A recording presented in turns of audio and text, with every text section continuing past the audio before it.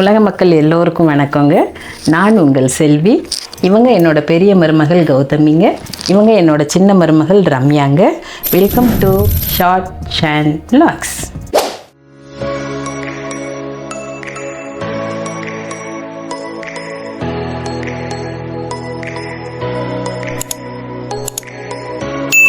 இன்றைக்கி நாம் பார்க்க போகிற ரெசிபி பொங்கல் ஸ்பெஷல் சக்கரை பொங்கல் உளுந்த வடை. நாங்கள் எல்லோரும் சேர்ந்து விவசாயிகளுக்கும் இயற்கைக்கும் நாங்கள் இந்த வீடியோவை டெடிகேட் பண்ணுறோங்க. இப்போ பொங்கலுக்கும் வடைக்கும் தேவையான பொருட்களையும் அதை எப்படி செய்யலாம் அப்படிங்கிற செய்முறை விளக்கத்தையும் பார்க்கலாங்க.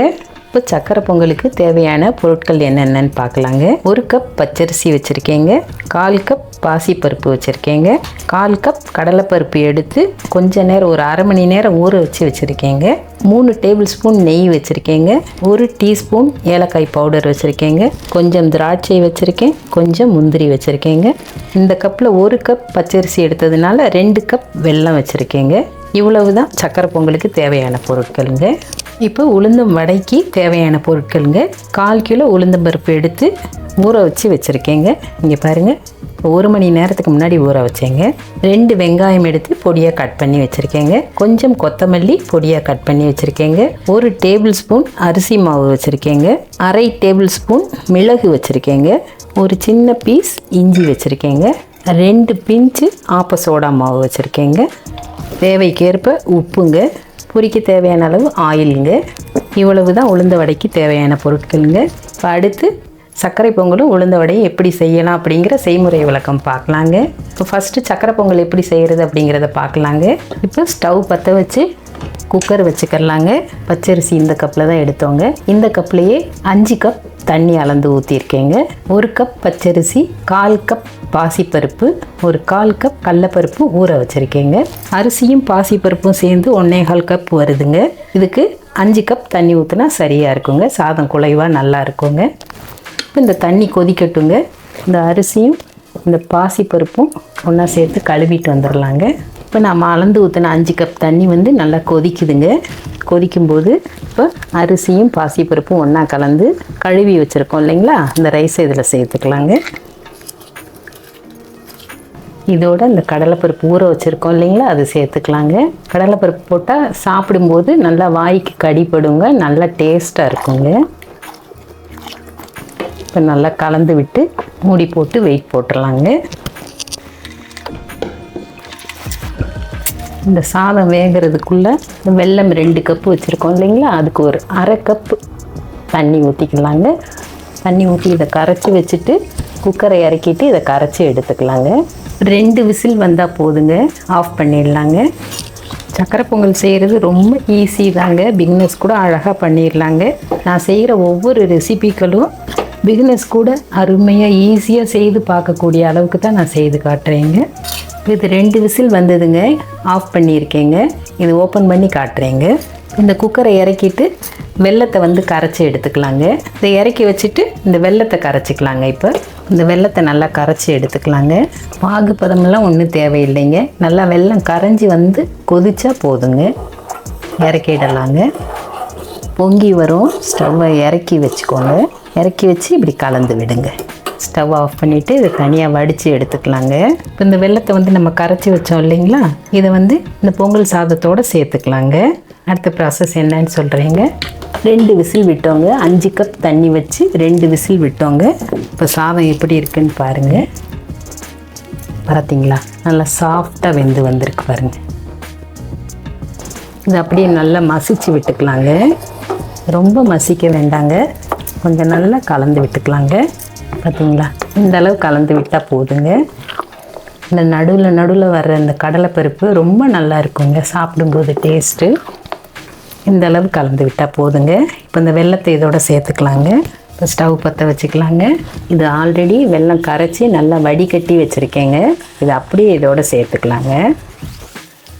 1 கப் அரிசியும் 1/4 கப் பாசிப்பருப்பும் சேர்ந்து 5 கப் தண்ணி வச்சு அருமையாக வெந்து வந்திருக்குங்க. இதில் வந்து 2 கப் வெல்லம், பாகு எடுக்காமல் வெல்லத்தை கரைச்சி இதோடு சேர்த்து கலந்துருக்கோங்க. அதே மாதிரி வெல்லம் வாங்கும்போது வெள்ளையாக இருக்க வெல்லம் வாங்காமல் நல்லா டார்க் கலராக வாங்கினா பொங்கலோட கலர் ரொம்ப நல்லா இருக்குங்க. பாகு வெல்லம்னு கேட்டு வாங்கினீங்கன்னா ரொம்ப நல்லா இருக்கும். ஒரு 5 நிமிஷம் ஸ்டவ்வில் நல்லா வெந்து வந்தால் போதுங்க. வெல்லமும் சாதமும் ஒன்றா சேர்ந்து வரணுங்க.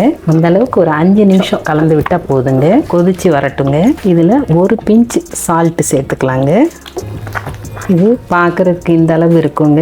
இறக்கி வச்சு கொஞ்சம் ஆறி வந்ததுன்னா நல்லா கெட்டி ஆகிடுங்க. இந்த ஏலக்காய் பொடிகளை இதில் சேர்த்துக்கலாங்க. இதை இறக்கி வச்சு ஒரு 5 நிமிஷம் மூடி வைக்கலாங்க. மறுபடியும் ஒரு தடவை கலந்து விட்டுடலாங்க. பார்த்தீங்களா, பார்க்குறதுக்கே எவ்வளோ கலர்ஃபுல்லாக இருக்குது பாருங்கள். சக்கரை பொங்கல் ரொம்ப செய்கிறது ரொம்பவும் சிரமமோ என்னமோ அப்படின்னு யோசிக்கிற சின்ன பிள்ளைங்களுக்கெல்லாம் ரொம்பவும் ஈஸி தான் அப்படிங்கிறது மாதிரி நான் உங்களுக்கு செய்து காட்டியிருக்கேங்க. ஒரு சிலர் இதில் பால் பவுடர் சேர்ப்பாங்க, ஒரு சிலர் பால் சேர்ப்பாங்க. நான் அதெல்லாம் எதுவுமே சேர்த்துலைங்க. சிம்பிள் அண்ட் பெஸ்ட்டான ஒரு சக்கரை பொங்கல் நான் உங்களுக்கு செய்து காட்டியிருக்கேங்க.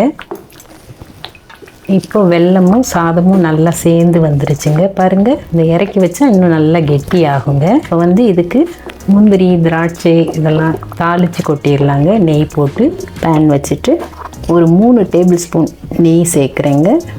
அதே அளவு ஒரு 3 டேபிள் ஸ்பூன் ரீஃபைண்ட் ஆயில் சேர்த்துக்கலாங்க. அதே அளவு 3 டேபிள் ஸ்பூனுங்க. வெறும் நெய் மட்டும் நம்ம சேர்க்கும்போது பொங்கல் ஆறிடுச்சுன்னா ரொம்ப பிசுப்பாக இருக்குங்க.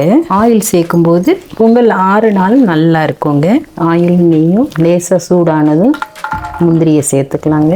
முந்திரி லேசாக சிவந்து வந்ததும் திராட்சை பழங்களை சேர்த்துக்கலாங்க. காஞ்சி திராட்சையை முந்திரி இந்தளவு நிறம் மாறினதும் திராட்சையை சேர்த்துக்கலாங்க. இப்போ நம்ம தயார் பண்ண சக்கரை பொங்கலில் இதை சேர்த்துக்கலாங்க.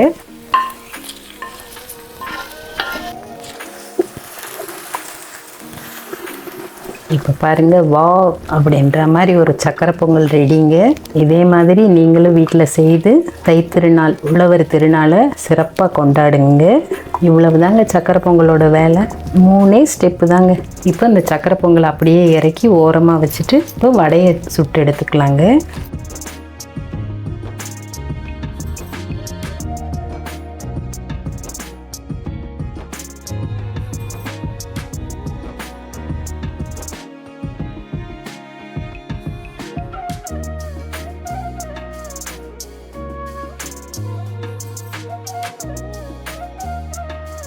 இப்போ நாம் ஊற வச்சு 1/4 கிலோ உளுந்தம்பருப்பு நல்லா தண்ணியெல்லாம் வடிச்சிட்டு மிக்ஸி ஜாரில் போட்டிருக்கேங்க. இதை நல்லா அரைச்சி எடுத்துக்கலாங்க. வலுவலுன்னு அரைச்சி எடுத்துக்கலாங்க. ஒரு 1/4 கப் தாங்க தண்ணி எடுத்திருக்கேன். இதை கொஞ்சம் கொஞ்சமாக ஆட் பண்ணி அரைச்சி எடுக்கலாங்க. இப்போ கொஞ்சம் சேர்த்துக்கலாங்க.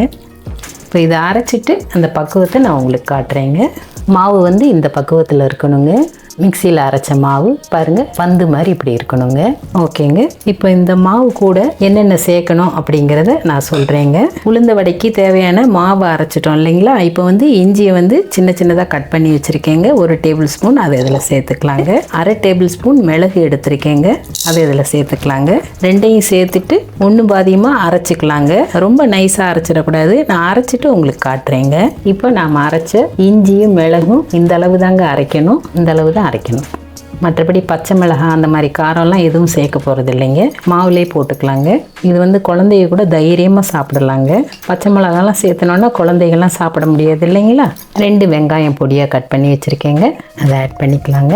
அடுத்து 1 டேபிள் ஸ்பூன் அரிசி மாவுங்க, இதை ஆட் பண்ணிக்கலாங்க. அடுத்து கொஞ்சம் கொத்தமல்லி இலைகள் எடுத்து கட் பண்ணி வச்சுருக்கேங்க, இதை சேர்த்துக்கலாங்க. ஒரு 1/4 டீஸ்பூன் பெருங்காயம் எடுத்திருக்கேங்க, அதை இதில் ஆட் பண்ணிக்கலாங்க. ஒரு பிஞ்ச் ஆப்ப சோடா மாவுங்க, அதையும் இதில் சேர்த்துக்கலாங்க. அப்புறம் இந்த வடைக்கு தேவையான உப்பு ஆட் பண்ணிக்கலாங்க. உப்பு 1 டீஸ்பூன் 3/4 டீஸ்பூன் போடுறேங்க. நம்ம பார்த்துட்டு அப்புறம் போட்டுக்கலாங்க. எல்லாம் கலந்துட்டு செக் பண்ணிவிட்டு போட்டுக்கலாங்க. அவ்வளவுதாங்க, வடைக்கு தேவையான பொருட்கள் எல்லாம் சேர்த்தாச்சுங்க. இப்போ இதை நல்லா கலந்து கொடுத்துக்கலாங்க. கிரைண்டரில் அரைச்சா தான் வடை சுட முடியும் அப்படிலாம் கிடையாதுங்க. நம்ம கொஞ்சமாக கூட உளுந்தம்பருப்பு ஊற போட்டு மிக்சியில் போட்டு கூட அழகாக வடை பண்ணலாங்க. ஆனால் மாவு அரைக்கிறது ரொம்ப லிக்விட் ஆகிடாமல் நல்லா கெட்டி பதத்துக்கு அரைச்சிக்கலாங்க. பார்த்தீங்களா, இந்த அளவு இப்படி கலந்து விட்டுக்கலாங்க. கலந்து விட்டுட்டு இப்போ உப்பு செக் பண்ணிக்கலாங்க. உப்பு எனக்கு கொஞ்சம் கம்மியாக இருக்குங்க, நான் கொஞ்சம் ஆட் பண்ணிக்கிறேங்க. இப்போ கொஞ்சம் இந்த அளவு போட்டுக்கிறேங்க. அவ்வளவுதாங்க. இப்போ நம்ம வடை மாவு வந்து நமக்கு ரெடிங்க. எண்ணெயை சூடு பண்ணிவிட்டு வடைகளை தட்டி போட்டுக்கலாங்க. ஆயில் ஊற்றிக்கலாங்க. எண்ணெய் சூடாயிடுச்சான்னு பார்த்துக்கலாங்க. இன்னும் கொஞ்சம் சூடாகணுங்க. இந்த மாதிரி ஒரு வாழை இலையோ அல்லது ஒரு பிளாஸ்டிக் கவர், பால் கவர், அந்த மாதிரி ஏதாவது ஒரு பிளாஸ்டிக் கவர் இருந்தால் போதுங்க. அதில் லேசாக தண்ணி இப்படி தொட்டு தடவிட்டு அப்படியே மாவு வச்சு தட்டி போடலாங்க. இப்போ எண்ணெய் சூடாகிடுச்சிங்க. வடைகளை பொரித்து எடுத்துக்கலாங்க. இந்த பாருங்கள், இந்த மாதிரி தண்ணி தொட்டு இலையில் தடவிக்கலாங்க.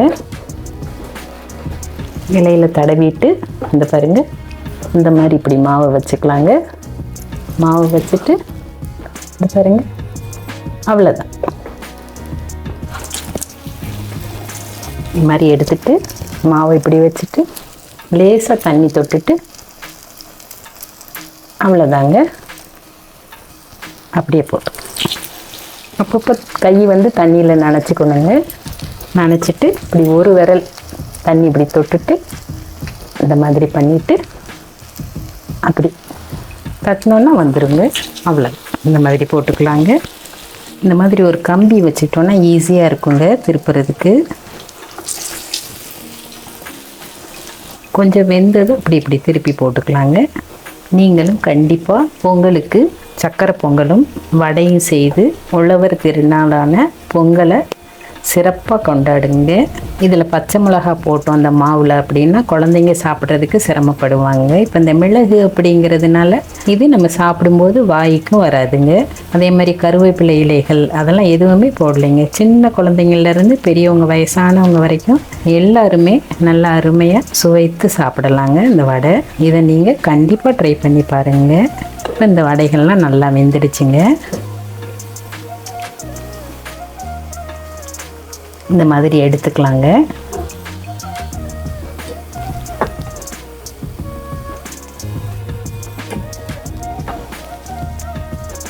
பாருங்க, இதே மாதிரி எல்லா வடைகளையும் சுட்டுட்டு உங்களுக்கு காட்டுறேங்க.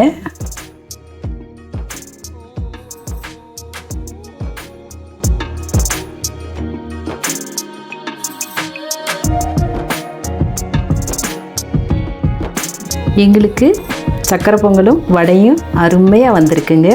நீங்களும் கண்டிப்பாக இதை ட்ரை பண்ணி பாருங்கள். இப்போ வந்து எங்கள் பாப்பாங்க 2 பேரும் இதை எப்படி இருக்குன்னு டேஸ்ட் பண்ணி உங்களுக்கு சொல்லுவாங்க. டேஸ்ட் பண்ணுங்கடா தங்கங்களா.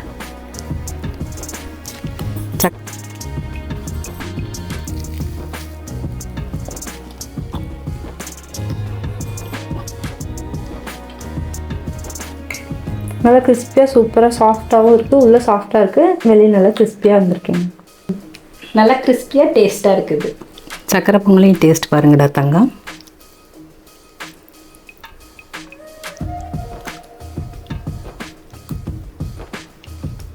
நல்லா டேஸ்ட்டாக இருந்திருக்கு.